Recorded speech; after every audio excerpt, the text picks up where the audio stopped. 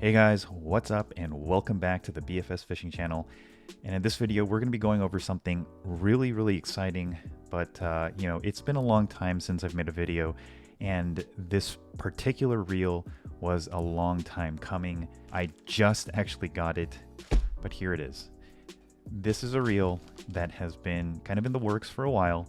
It's not yet released, and there's kind of a backstory to that, but we'll go over all of that once we kind of get into the reel and talk about the specs, and then I'll give you a little bit of backstory.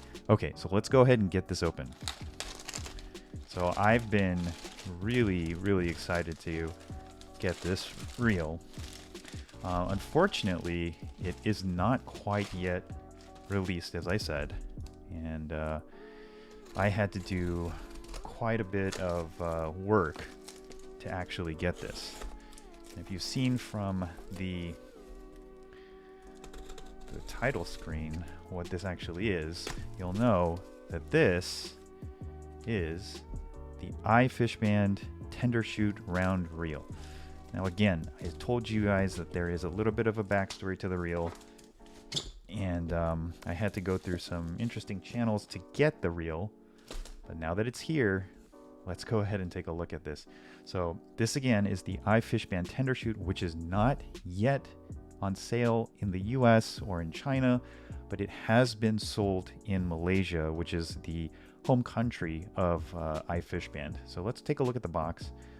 And this particular one is going to be a right hand. So I believe the first couple of hundred of reels that are going to be released to international dealers, so I think the US and Malaysia and a handful of other countries, they're going to be getting right-hand only copies. At least that's what I've been told. I can't verify that, but what I've been told is that you're only going to be able to get a right-hand copy of this reel.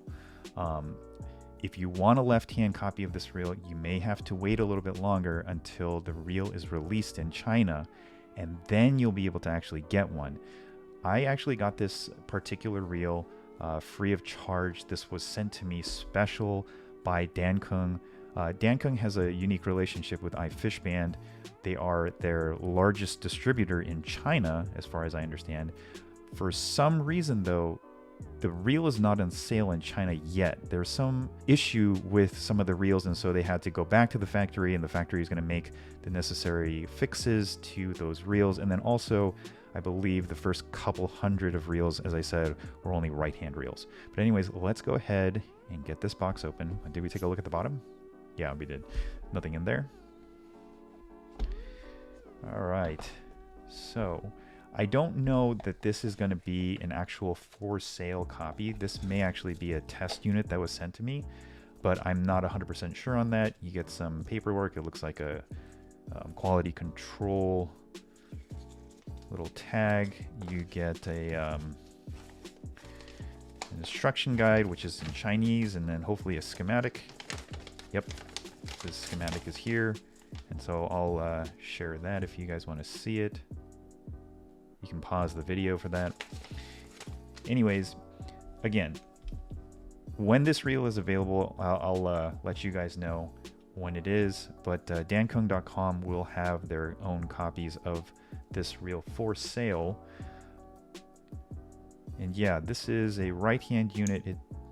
I'm not sure if this is a test unit that was sent to me, or if this is like a brand new unit that was sent to me.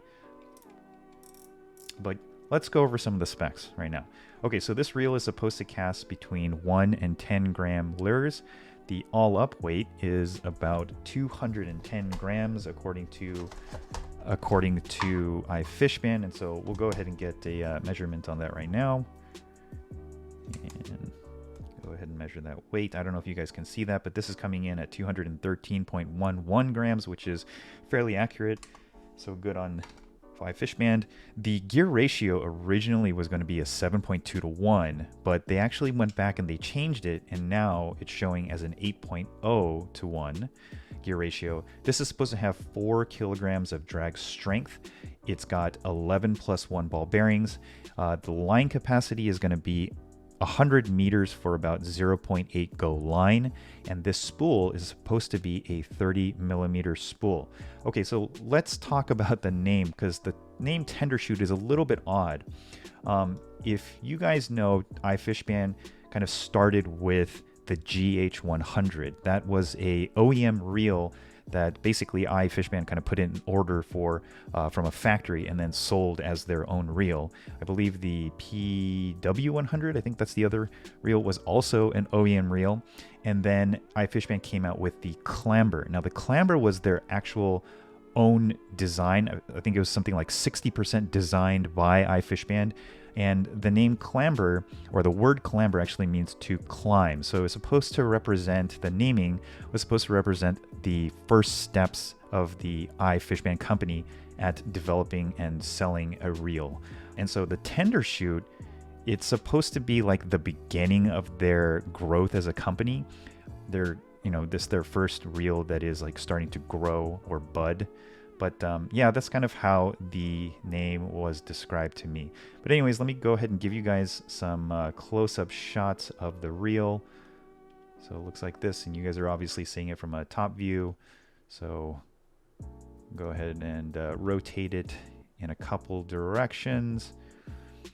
And so you can kind of see that the thumb bar is actually, it feels like a plastic that has a metal finish to it, and there is a little bit of play there. And I don't know if you guys can hear this, but the spool just stopped. It has a lot of side-to-side play in it. Drag is there. Okay, let me try and free spool. Round reel free spooling is quite difficult because you can't really hold them very well. It's going, and it stops. So the free spool is not the best. I may have the brakes set to the max. I'm not sure. Nope, that's the max right there. And so this would be the min.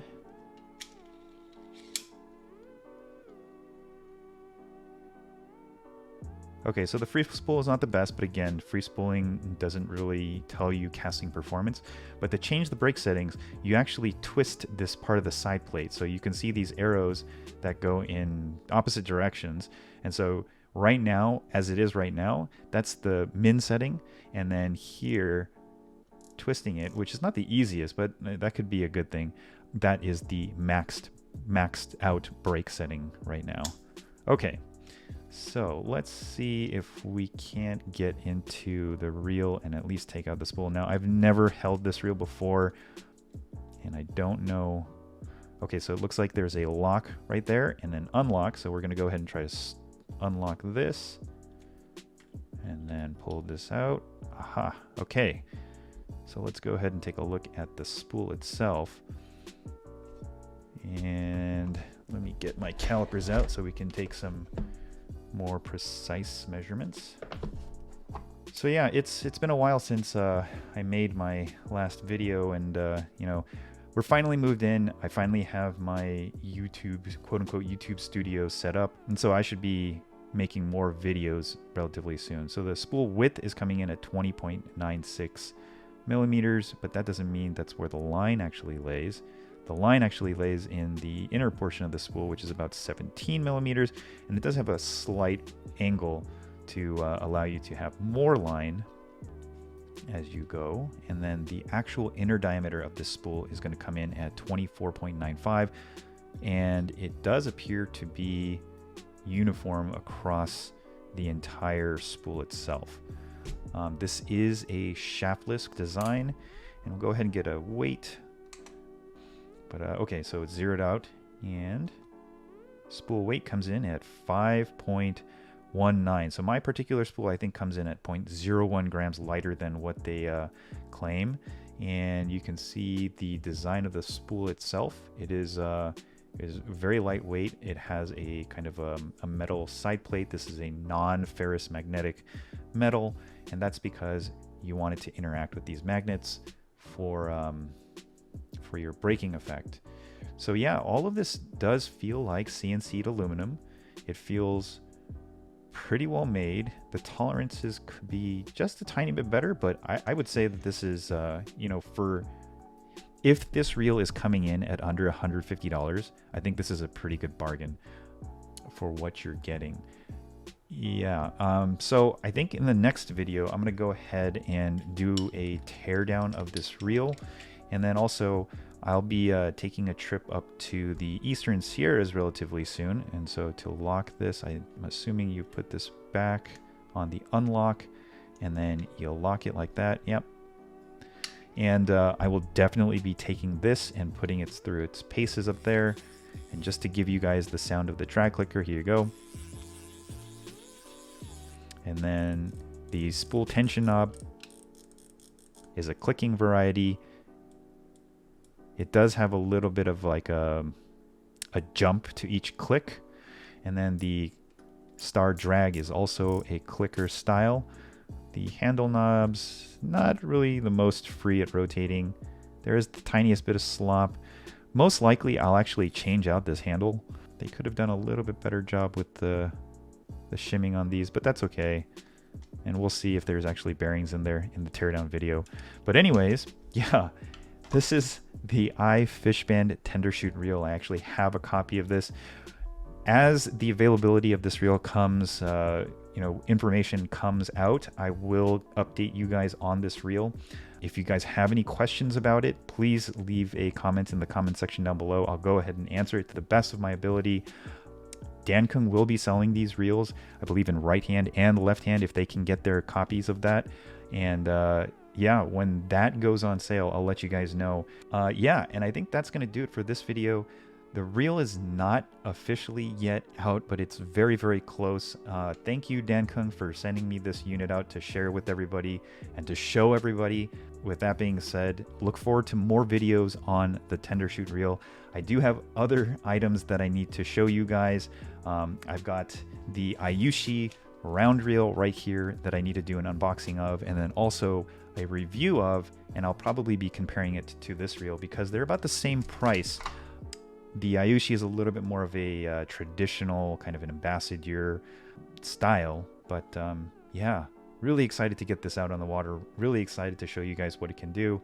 And with that being said, thank you so much for watching, and I'll catch you guys on the next one. Peace.